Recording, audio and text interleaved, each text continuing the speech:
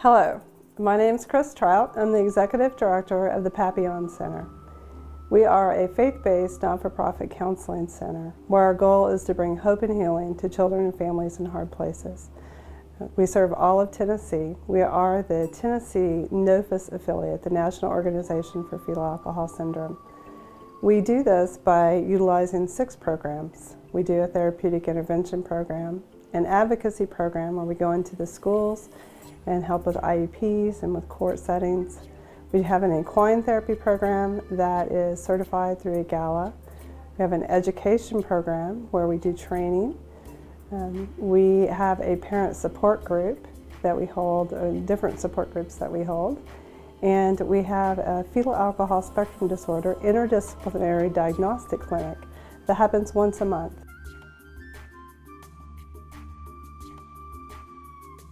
When a client first comes to the center, they will see our intake specialist. The intake specialist will gather their history and look at any previous testing or any previous counseling that they've undergone, and she will assign them to a therapist. The very heart of it is that you're helping people. You're walking with them through their journey, so that feels good to me.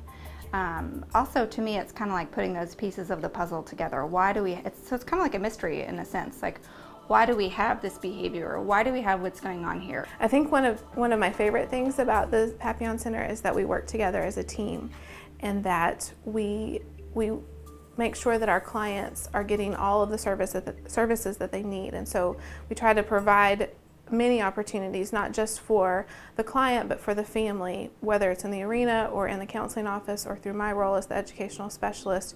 We want to make sure that they are receiving the support and services through all areas of their life, and that they are making progress and gains.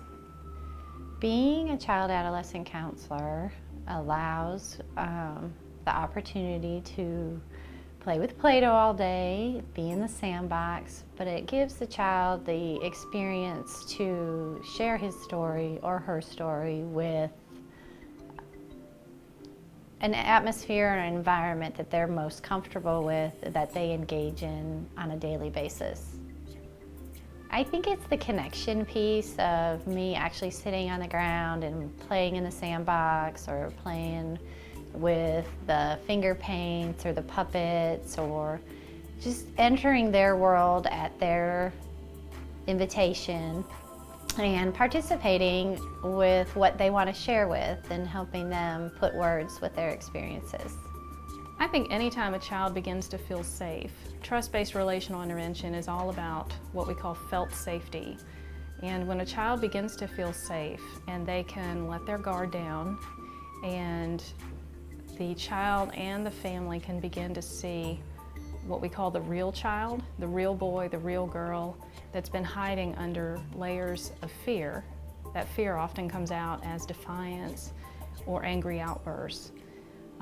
But when you get to see the real child, any spark of that real child, it's very encouraging and it's very powerful.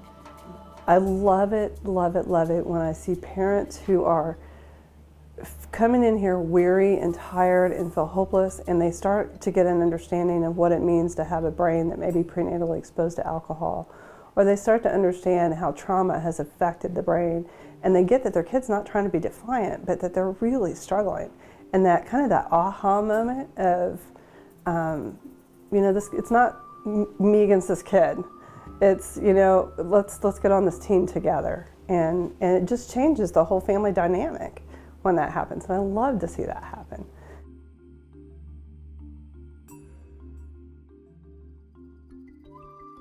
What we've learned with horses over the years is 2 main things. One, they have a brain just like us. So even though it's a little bit smaller, it still has a right and left side, has the corpus callosum down the middle that kind of helps process things from side to side. So with that, they have all the same emotions that we have. Anything we feel on a daily basis, so does a horse. They're very social creatures, and they want to be involved, whether it's with a herd of humans or a herd of horses. They don't like to be alone. The other cool thing about horses is that they match heart rate. So as soon as you come into an area where there's a horse, the first thing they do is sync their heart rate to yours. incredible. They have that because horses have lots of predators and they have blind spots. They can't see what's directly in front of and directly behind them. So if there's a predator near, they're able to match the heart rate and determine if they're safe or unsafe. And from there, fight, flight, or freeze will kick in.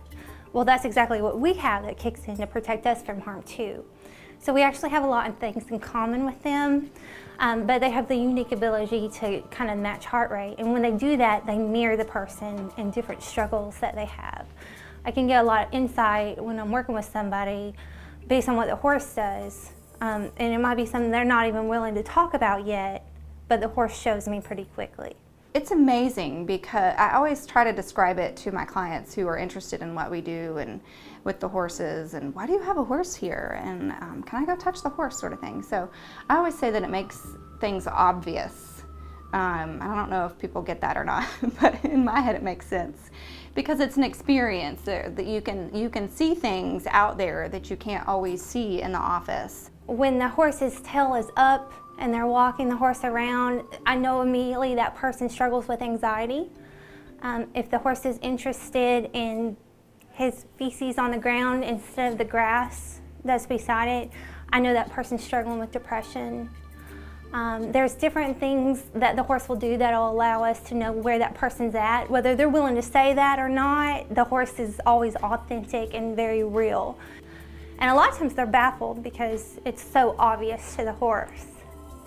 And it's something that they were trying to hide or they didn't think that we would pick up on, but we're forced to bring it to the surface a lot sooner than we normally would.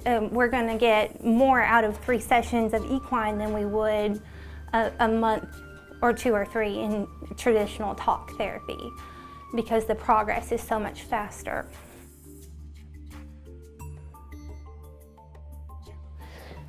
Miss Adele's my favorite one. We first connected the second time I came out here. She likes to pull you in close and I give her a hug and I'll say, "Hi, sweet girl, how are you doing today?" And she puts her head on my shoulder. And one time she pulled me in and tried to hug me and put her leg around mine to hug me and pulled me in close. That was awesome. It made me feel very good. Before she came here, she was very upset. She had lost a job. We didn't know where to go. And as soon as I called and I found out that it's sort of the Papillion Center specialized in fetal alcohol syndrome, which is what she has, we felt like I had finally found a home. What we do when we do our pizza breathing, it's a technique that I learned while I've been here. When you get all stressed, you put your hands out like this and you breathe in like this. And you do it 10 times, and then I have a vest that I also wear that helps me calm down. And when I take it off, I feel refreshed. When we came here, within a month, it was like she was a totally different person. You could see that she was more relaxed and more acceptable of suggestions. She was adopted from Russia when she was 14 months old, and she has come a long way.